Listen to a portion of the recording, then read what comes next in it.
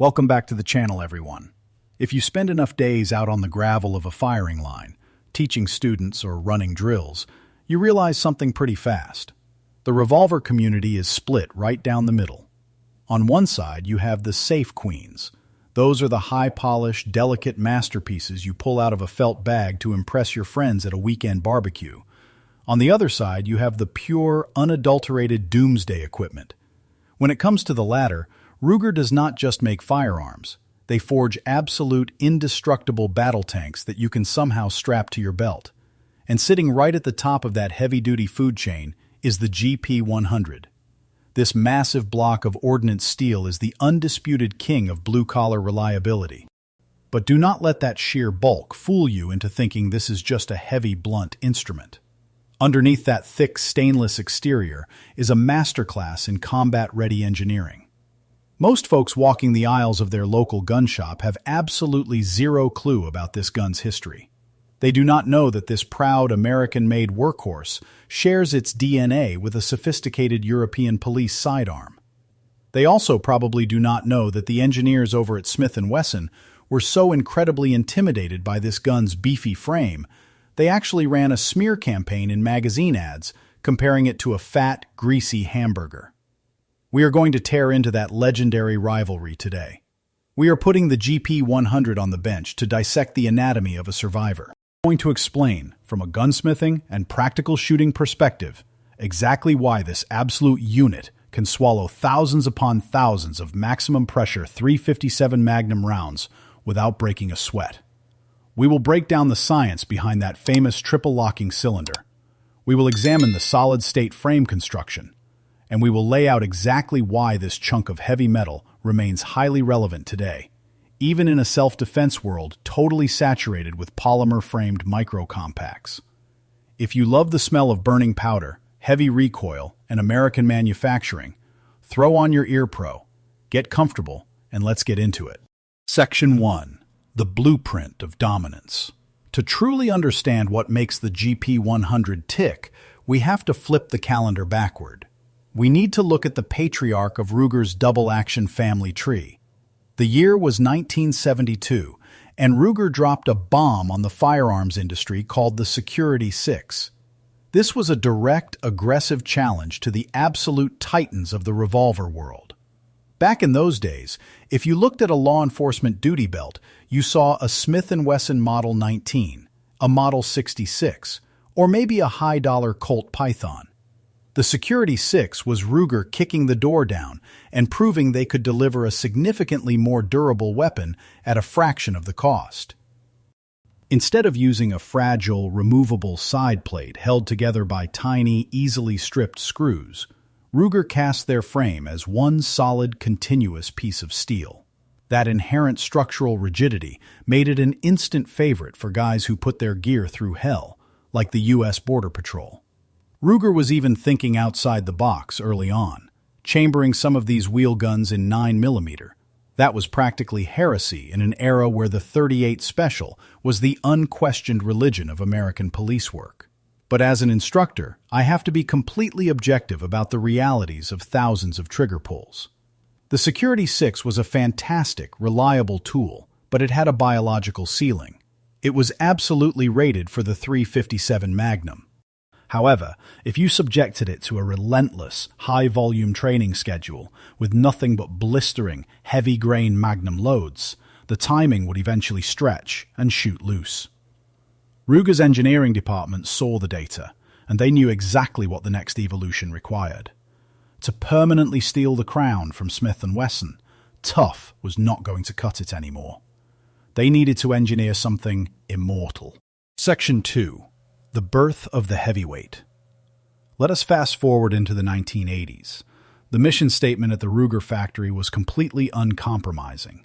They needed to build a full-sized, duty-ready revolver that could essentially eat high-velocity .357 Magnum ammunition until the end of time, without ever suffering from frame warping or timing degradation. In 1985, the GP100 was officially unleashed on the shooting public, and they absolutely supercharged the dimensions of this firearm. The sidewalls were drastically thickened to add rigid mass. The top strap was bulked up to contain the violent chamber pressures of modern defensive loads, and they added that iconic, heavy-duty full underlug stretching all the way to the muzzle. Speaking from years of running these guns dynamically, I can promise you that underlug is not just a cosmetic choice to look cool. That forward weight acts as a physical gravity anchor. It forcefully holds the muzzle down during the aggressive recoil impulse of defensive Magnum cartridges, allowing for much faster follow-up shots.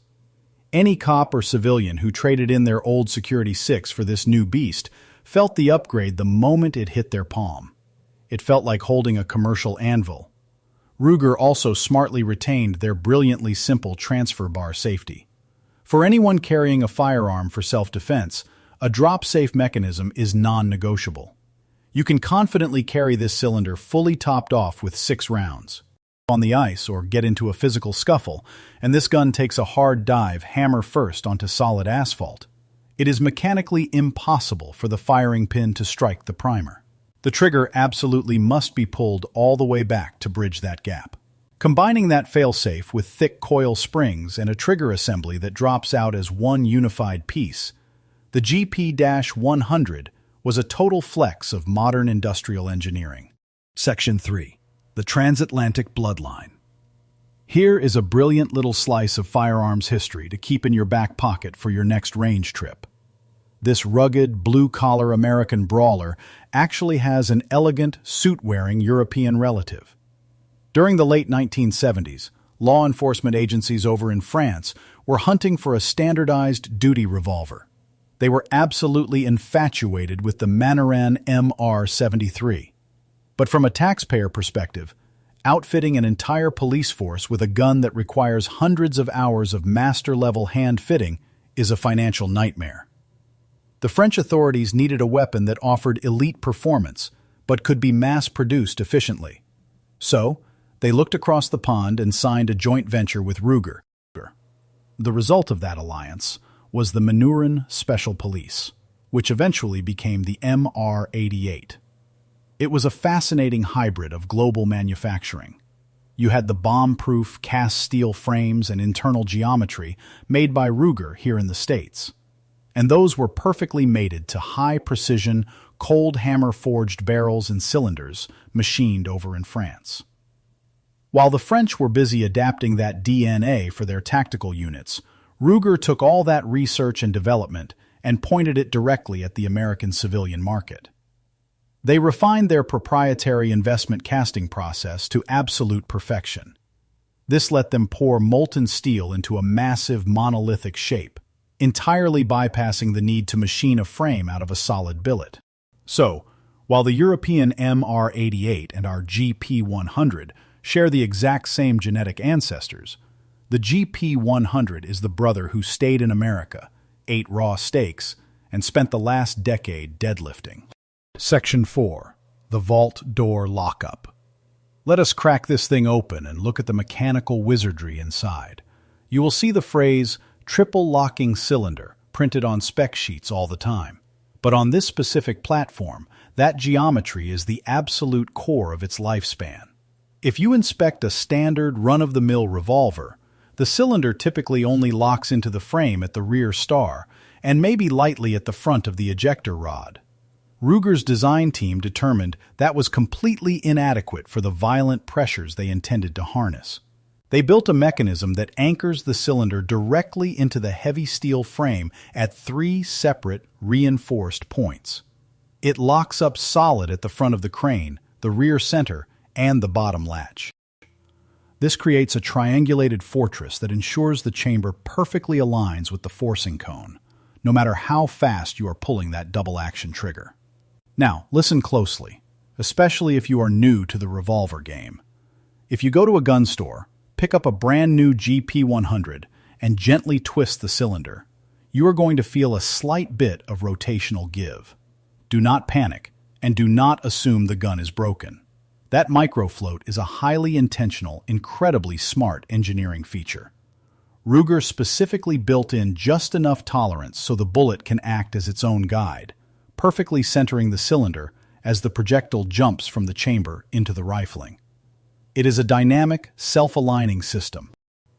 People love to romanticize the old Colt Pythons that lock up like a bank vault with zero play. But those tight tolerances mean that the second carbon, unburnt powder, and extreme heat get introduced during a heavy range session. The gun can bind up and fail. Ruger engineered their lockup to chew through grit, grime, and heat expansion. That is exactly why you can run thousands of scorching hot +P defense loads through it, and the timing will remain dead-on accurate. Section 5. The Great Frame Debate. If you want to understand the foundational philosophy difference between Ruger and Smith & Wesson, you have to look at how they build the house. Smith & Wesson utilizes a traditional forged frame with a side plate. They hollow out the side of the gun, drop in the hammer, sear, and springs, and then screw a metal plate over the top to keep it all inside. Ruger engineers looked at that methodology and completely rejected it. The GP100 features a solid unibody frame cast as a continuous loop of steel. Because nobody milled a giant window into the side of the receiver, there are no compromised stress points where the metal can flex under the concussive blast of a Magnum cartridge. Ruger was so confident in this indestructible design, they aggressively marketed it in trade publications. The executives at Smith & Wesson took it so personally that they fired back with an infamous print ad of their own. They displayed a photograph of a massive, unappetizing hamburger, strongly implying that the Ruger frame was just bloated, overweight, and completely unnecessary. Smith insisted their forged steel was plenty durable without the extra bulk. And to be fair, a Smith & Wesson Model 686 is a beautiful, smooth-running instrument. But when it comes to austere environments and field maintenance, the Ruger design violently pulls ahead. Because of that solid frame architecture, the entire trigger guard and fire control group of the GP100 can be detached and pulled straight down and out of the bottom of the gun. You do not need a specialized gunsmithing bench or perfectly sized hollow ground bits to deep clean your weapon. It is modular, it is idiot-proof, and it is built to survive a nuclear blast. Section 6. Redefining the grip profile. There is another stroke of pure genius hidden right exactly where you hold the gun. The grip peg. If you strip the rubber off of almost any traditional duty revolver, you are going to find a full-sized, solid metal grip frame shaped like the handle.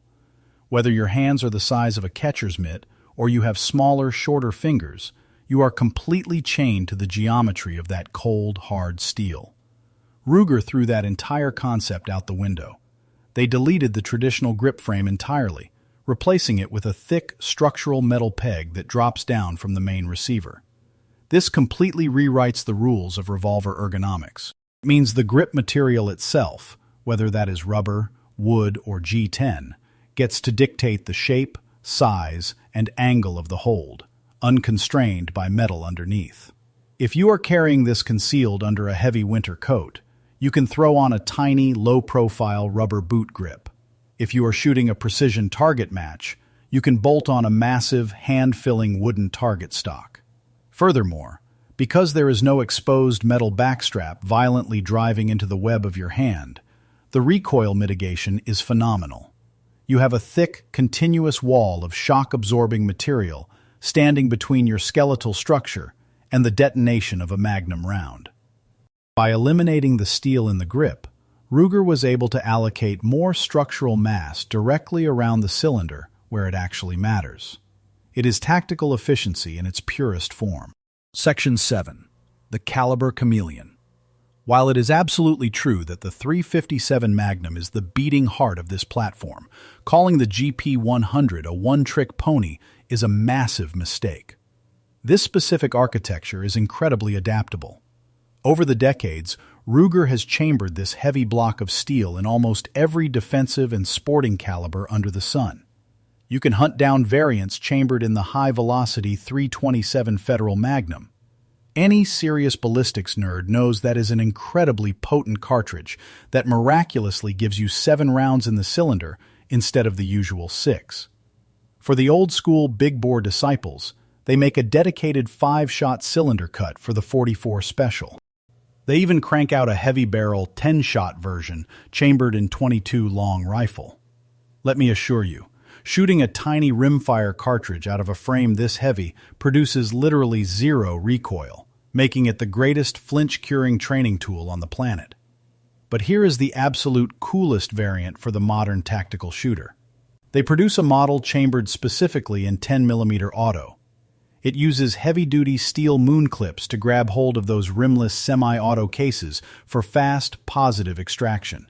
If you are a guy who relies on a Glock 20 in the backcountry, or you carry a custom 1911 chambered in 10mm, this Ruger is the ultimate logistical companion. The brutal strength of the GP100 easily absorbs the sharp, punishing recoil impulse of a full-house 10mm bear load without accelerating wear and tear on the action. Section 8. Form follows function. All right, let us have a real, unfiltered conversation about how this gun actually looks. The visual design of the GP100 is incredibly polarizing on the firing line. It is undeniably blocky. It has broad shoulders. It rocks a massive, heavy underlug and a top strap that looks thick enough to serve as armor plating. You are absolutely not getting the elegant, sweeping, artistic lines of a vintage Colt K-frame or a classic Smith. I have heard guys at the gun counter say it looks like somebody took a cinder block and milled a cylinder window into it. But for shooters who view firearms strictly as life-saving implements, and I proudly put myself in that category, we look at this gun and see pure, unfiltered capability. Ruger aggressively leaned into that rugged, utilitarian aesthetic born from 1970s police culture. Even those famous factory rubber grips with the wood panel inserts are a massive aesthetic statement. You either think they look incredibly cool and retro-tactical, or you hate them. There is no in-between. But here is the absolute truth of the matter. Ruger did not design the GP100 to be a museum piece. They did not build it to sit on a velvet pillow. They built this machine to do hard labor. It was specifically engineered to ride in a Kydex or leather duty holster, get slammed into steering wheels, survive torrential rainstorms, and get dropped in the dirt. It was designed to function with absolute certainty when your heart rate spikes to 180 beats per minute and your life is on the line. And out here in the real world, when things go totally sideways, a pretty finish does not stop a threat. Flawless, boring, repeatable reliability is the only thing that brings you home. If you guys enjoyed this deep dive into the mechanics of American Iron, do me a huge favor. Hit that like button. Make sure you subscribe to the channel and ring that bell so you do not miss any of our upcoming tactical deep dives and firearms breakdowns. I want you to jump down into the comment section right now and sound off. Are you a Team Ruger guy who demands that indestructible cast steel durability? Or are you strictly Team Smith & Wesson for that refined, classic double-action trigger pull? Let me know exactly where you stand and why. Until next time, stay vigilant, keep your head on a swivel, and as always, stay safe and keep shooting.